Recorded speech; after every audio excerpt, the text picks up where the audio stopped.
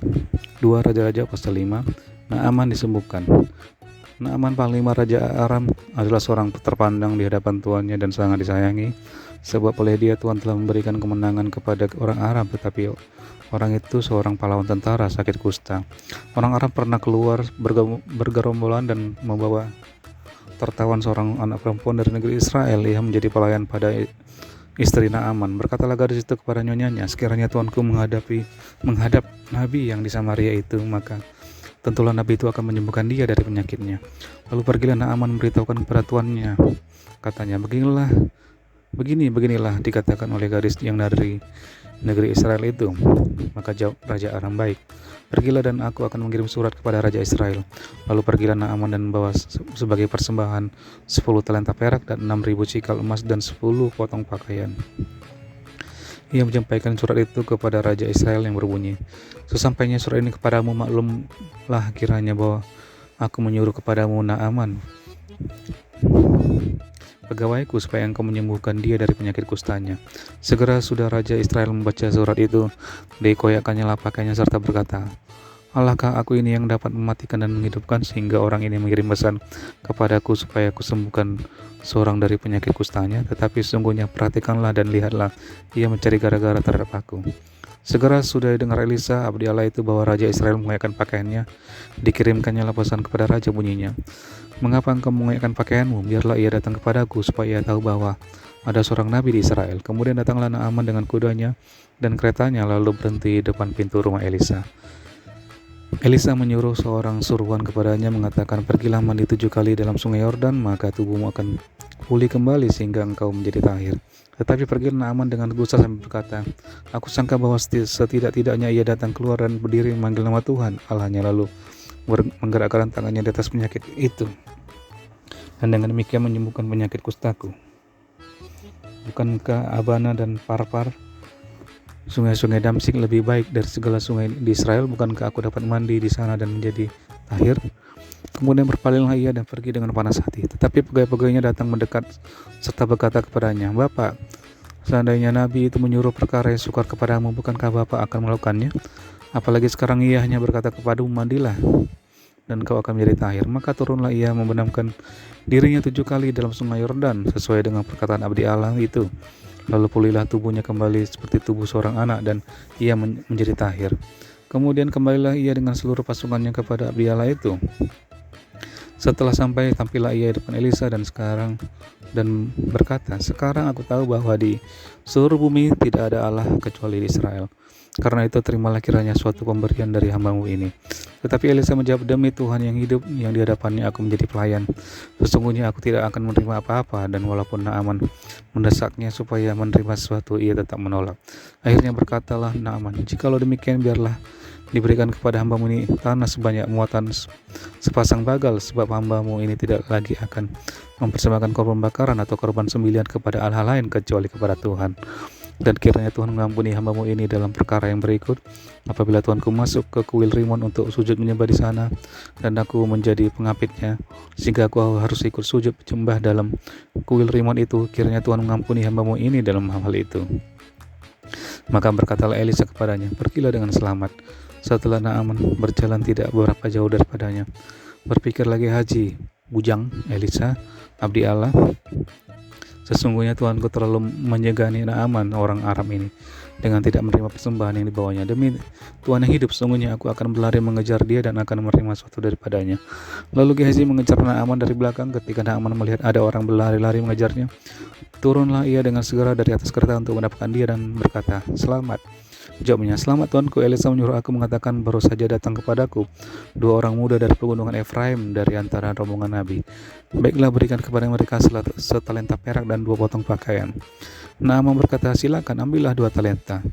Naaman mendesak dia dan membungkus 2 talenta perak dalam 2 pundi-pundi dan 2 potong pakaian, lalu memberikannya kepada 2 bujangnya. Mereka ini mengangkut semuanya di depan Gehazi. Setelah mereka sampai ke bukit, disambutnya lah dari tangan mereka, disimpannya di rumah dan disuruhnya kedua orang itu pergi, maka pergilah mereka. Baru saja Gehazi masuk dan tampil ke depan tuannya, berkatalah Elisa kepadanya, "Dari mana Gehazi?" Jawabnya, "Hambamu ini tidak pergi kemana-mana." Tetapi kata Elisa kepadanya, "Bukankah hatiku ikut pergi ketika orang itu turun dari atas keretanya mendapatkan engkau? Maka sekarang engkau telah menerima perak, dan dengan itu dapat memperoleh kebun-kebun, kebun zaitun, kebun anggur, kambing domba, lembu sapi, budak laki-laki dan budak perempuan. Tetapi penyakit kusta Naaman akan melekat kepadamu dan kepada anak cucumu untuk selama-lamanya."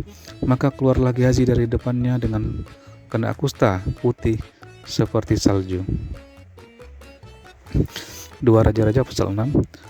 Kapak timbul mengapung. Pada suatu hari berkatalah rombongan Nabi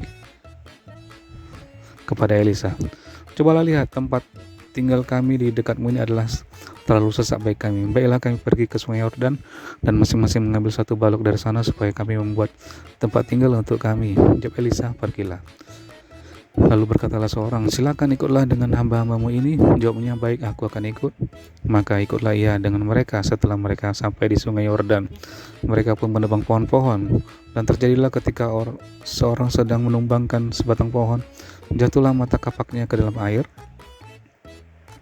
Lalu berteriak-teriaklah ia, "Wahai tuanku, itu barang pinjaman." Tetapi berkatalah abdi Allah, "Kemana jatuhnya?" Lalu orang itu menunjukkan tempat itu kepadanya. Kemudian Elisa memotong sepotong kayu lalu dilemparkannya ke sana, maka timbullah mata kapak itu dibuatnya. Lalu katanya, "Ambillah." Orang itu mengulurkan tangannya dan mengambilnya. Ayat 8. Tindakan Elisa dalam peperangan melawan Aram. Raja negeri Aram sedang berperang melawan Israel. Ia berunding dengan pegawai-pegawainya lalu katanya, "Ke tempat ini dan itu haruslah kamu turun menghadang."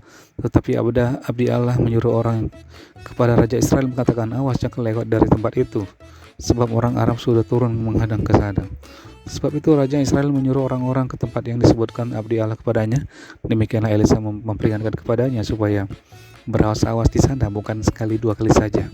Lalu mengamuklah hati Raja Aram tentang hal itu. Maka dipanggilnyalah pegawai-pegawainya, katanya kepada mereka, "Tidakkah dapat kamu memberitahukan kepadaku siapa dari kita memihak kepada Raja Israel?"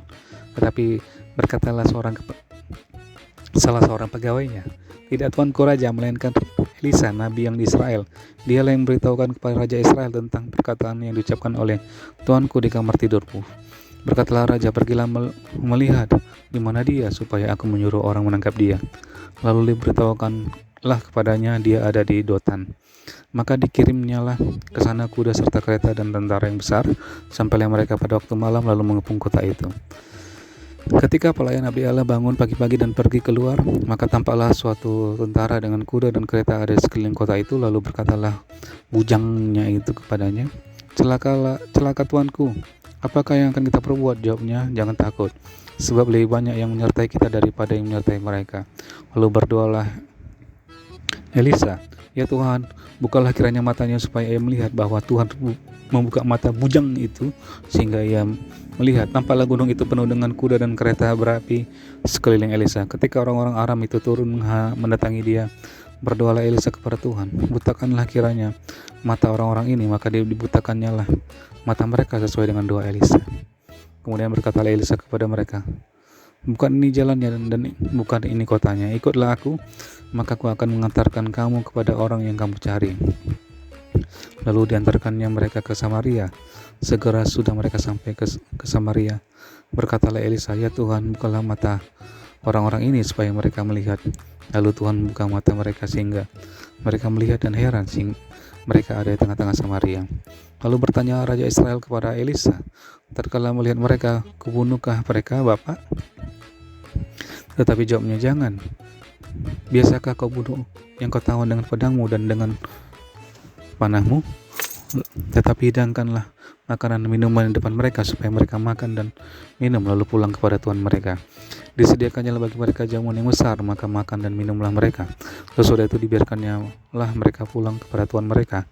Sejak itu tidak ada lagi gerombolan-gerombolan Aram memasuki negeri Israel." Ayat 24. Tindakan Elisa pada waktu Samaria dikepung. Sesudah itu Ben-Hadad Raja Aram menghimpunkan seluruh tentaranya lalu maju mengepung Samaria. Maka terjadilah kelaparan hebat di Samaria selama mereka mengepungnya, sehingga sebuah kepala keledai berharga 80 sikal perak dan seperempat kap tahi merpati berharga 5 sikal perak. Suatu kali ketika Raja Israel berjalan di atas tembok, datanglah seorang perempuan mengadukan halnya kepada raja sambil berseru, "Tolonglah ya tuanku raja." Jawabnya, "Jika Tuhan tidak menolong engkau, dengan apakah aku dapat menolong engkau? Dengan hasil pengirikankah atau hasil pemerasan anggur?" Kemudian bertanyalah raja kepadanya, "Ada apa?" Jawab perempuan itu, "Perempuan ini berkata kepadaku, berilah anakmu laki-laki supaya kita makan dia pada hari ini, dan besok akan kita makan anakku laki-laki.